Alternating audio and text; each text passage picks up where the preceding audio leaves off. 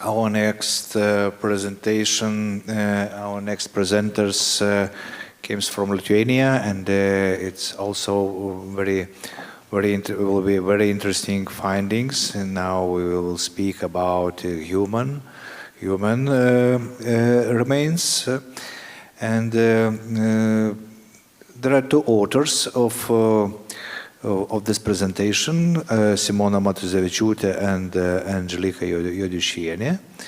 So, Anželika comes from National Museum of Lithuania, and the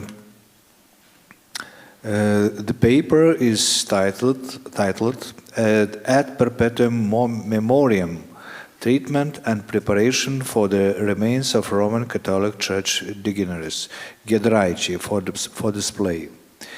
So, Anželika, please, the floor is yours. Okay, I am Simona. I'm sorry. I work with archaeological material, and my colleague Anželika, she works with historical textiles. Thank you for inviting us. And before starting, I must make a disclaimer that this presentation is about dealing with the human remains that some of you might find uncomfortable or distressing. And even though images of human remains in the slides will be covered, there will be a warning sign at the top before the slide where these images are, and I will also warn before. So today I would like to present the experience we got while working on a joint project of the Conservators from the National Museum of Lithuania by archaeologists from Vilnius University, with a contribution of Pranas Gudynas Center for Restoration, to prepare for display the remains of two Roman Catholic bishops Giedraičiai from St. Peter and St. Paul the Apostles Church in Varniai in Lithuania. The project was carried out in 2022 and took about 4 months. I will very shortly present historical background, the requirements of the project, and describe the process of decision-making when representatives from different fields of expertise work together, and give more attention to practical experience with making casts and mounts we gained while working on this project. Both Roman Catholic Church dignitaries come from a famous Lithuanian princely family, Giedraičiai. Juozapas Arnulfas Giedraitis was ordained as a priest in 1781, and in 1802 his appointment as the Bishop of Žemaitija, that is the western part of Lithuania, was confirmed by the Holy See. He was engaged in the usual pastoral duties such as charity and education, and he also translated and published the New Testament to Lithuanian. He supported the uprising of 1830-1831, and was essentially removed from the office by the Tsarist administration. The bishop's duties were actually taken by Simonas Mykolas Giedraitis, but even after the death of Juozapas Arnulfas Giedraitis, this appointment was not confirmed by the Vatican. And although Simonas Giedraitis spoke out against the uprising, he saved several priests who participated in it from exile. So the next slide will be might be a bit uncomfortable. Both dignitaries, upon their deaths, were embalmed and laid to rest in coffins with glass covers in the vault of the Church of St. Peter and St. Paul the Apostles in Varniai. Results of anthropological research performed in 2019 suggest that both embalming treatments were performed by different practitioners, or the practitioner employed different embalming methods. Anyway, both remains were poorly preserved, completely or partially skeletonized, so the church officials and the parish of Varniai requested the remains to be prepared for further display. And the next slide is okay. Planning started with discussion various ethical reasons and questions of dealing with human remains. One of the main ethical requirements was that the remains could neither be moved out of the premises of medical faculty of Vilnius University, nor be handled or disturbed in other ways without necessity. The main requirements for the outcome of the project were to restore the human body shape of skeletonized remains, to secure the skull, and to dress the remains in funerary liturgical vestments, taking into account the tradition of the church and the high esteem of the bishops held by the parishioners to this day, but also sensitivities and possible unhealthy attention of modern people related to the display of human remains. Thus, we decided to encase the skeletonized parts.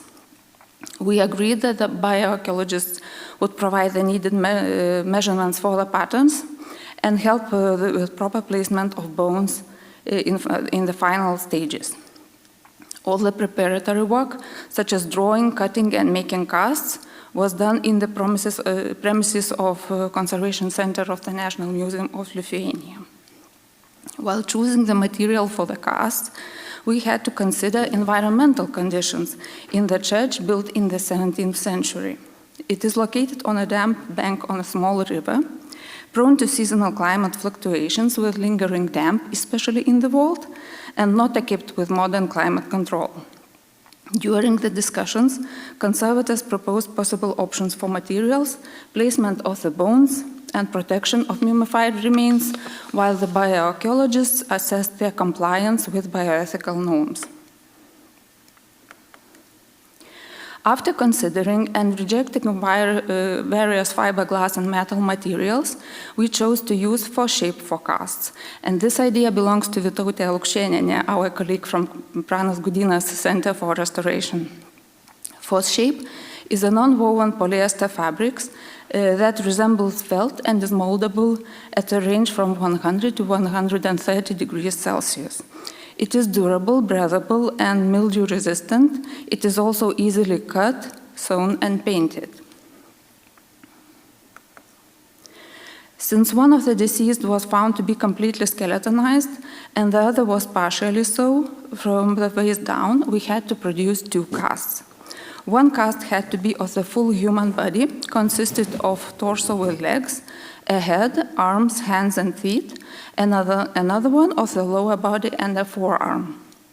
For the patterns, the bioarchaeologists provide the actual measurements of the bones and reconstructed height as agreed.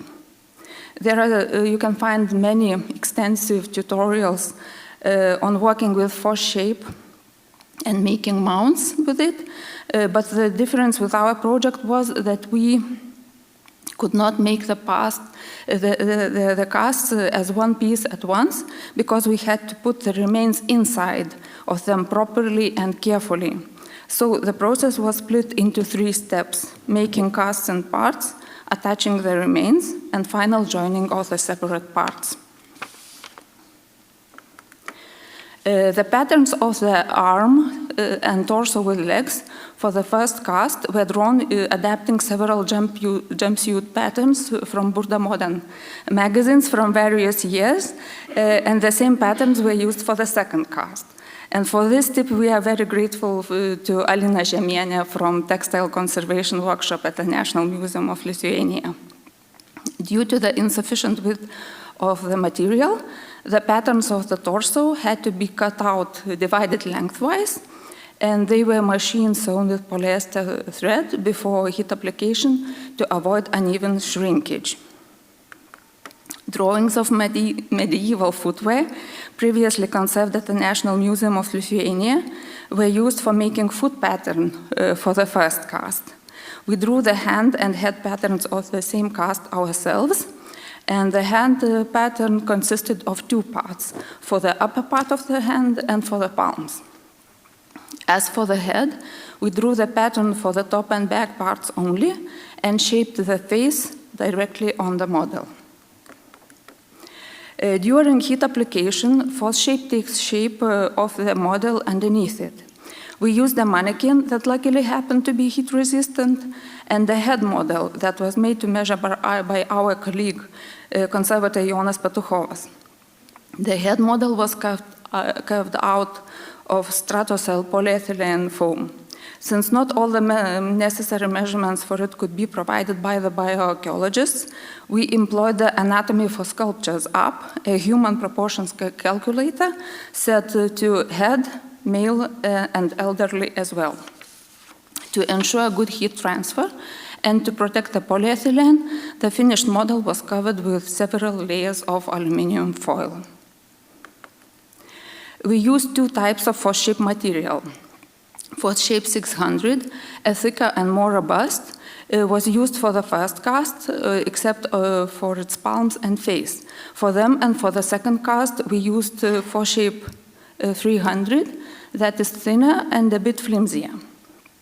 The patterns were cut out with a wide allowance for the seams and for the shrinkage, since force-shape may shrink up to 30% upon molding. And one can apply dry or wet heat to mold the force shape. And after some trials, we chose to apply steam heat with Philips garment steamer, set on maximum, until the cuttings took desired shape and stiffened. We left the edges untreated to sew them more easily afterwards. And here you can see the process of the work.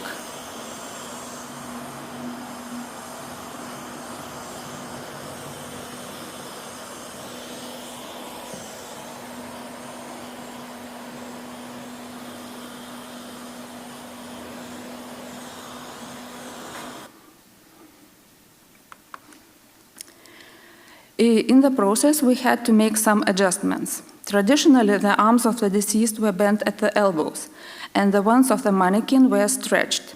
Therefore, for a model, we cut two pieces of thermal insulation shells at an angle, joined them, and covered with aluminum foil. Then we sew the arm cuttings at the same angle, and after placing them on the model, applied steam heat. In order to ensure stable position of the upper part of the hands and not to burn ourselves while holding them in place, we laced their edges before heat application. And now there will be several slides that may be a bit uncomfortable.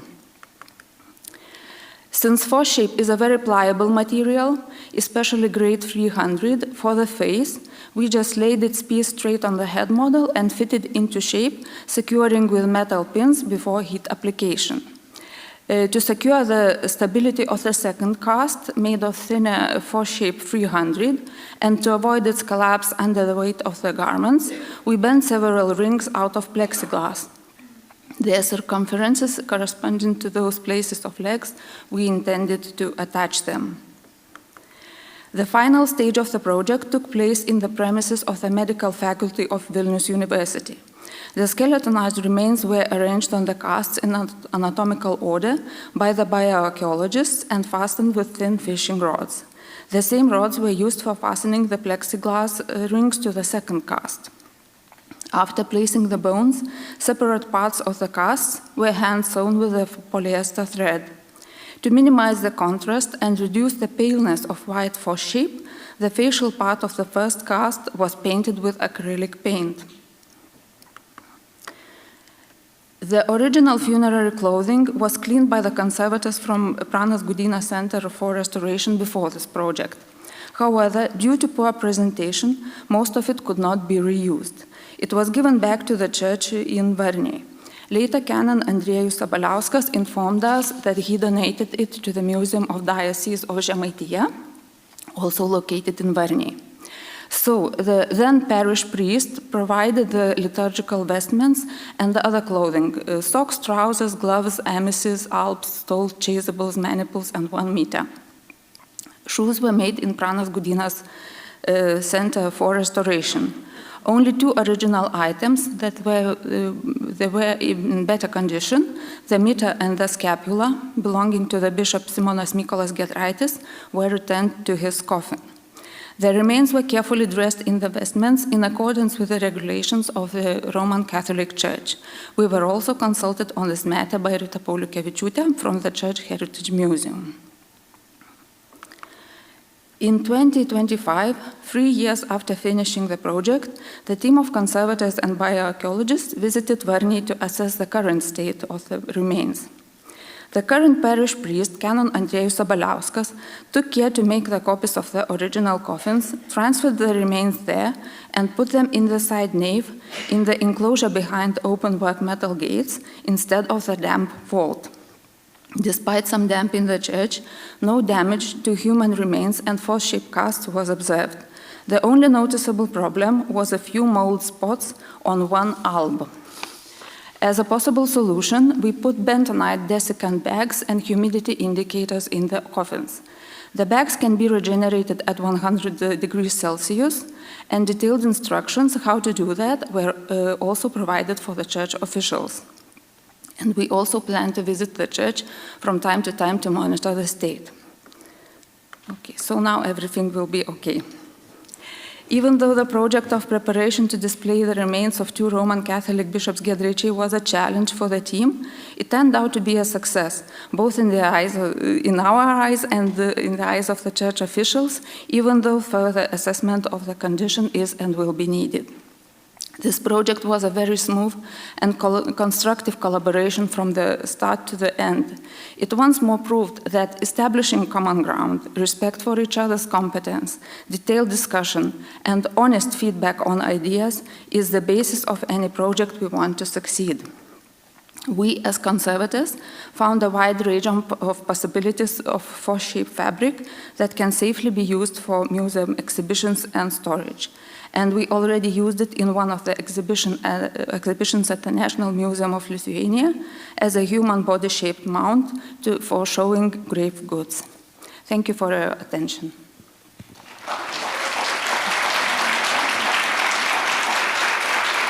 Thank you, Simona, and it's amazing, amazing. I can't imagine how many works you have done. Maybe somebody has questions.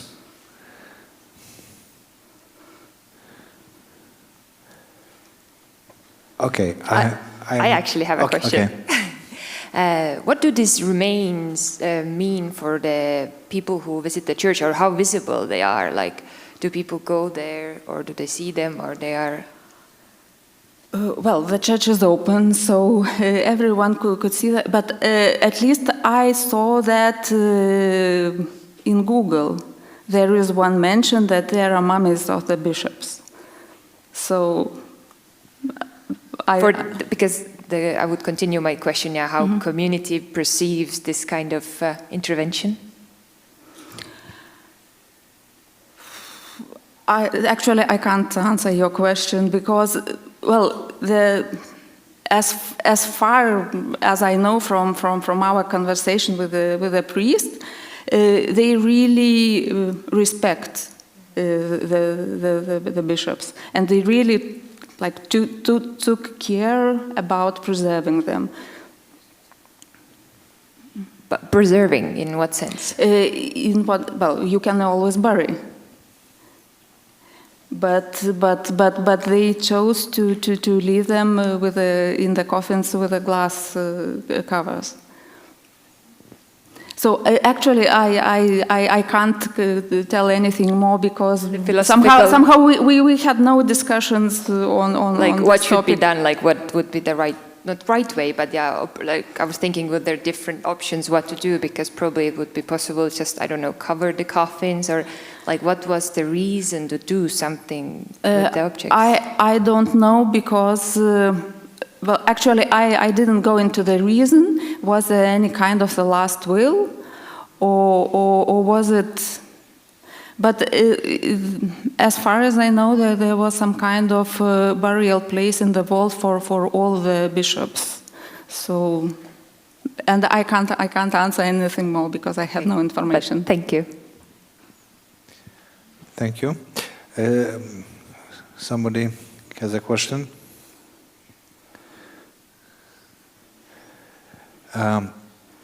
Okay, my question was not about the technical details, but about the psychology. Like, what is the feeling is to work with the human remains after some weeks, and nowadays when you are touching, when you are showing them. I don't know, maybe they are happy, maybe no. But so, what is the feelings was? Well, my personal feelings. Yeah, your or- personal and your teams. Yeah. Well, actually, you see, the matters of the church dealing with human remains is a totally different thing when we talk about museums, because the displaying of human remains in the museums, it's a really, really hot topic, and it's really widely discussed if we should display it or not. So but it's totally different thing. But on the personal matter, for me personally, well, I understand that not everyone can work with it. I'm okay with it, and personally I feel that if my work makes those people, how to say, they're resting in peace more respectful. Because as far as I know, as I heard, I was not like participating from the beginning. The state was really bad because of the dam. So if the church chose displaying them this way, and I can make it more respectful, I'm really grateful for this opportunity. Thank you. Thank you very much.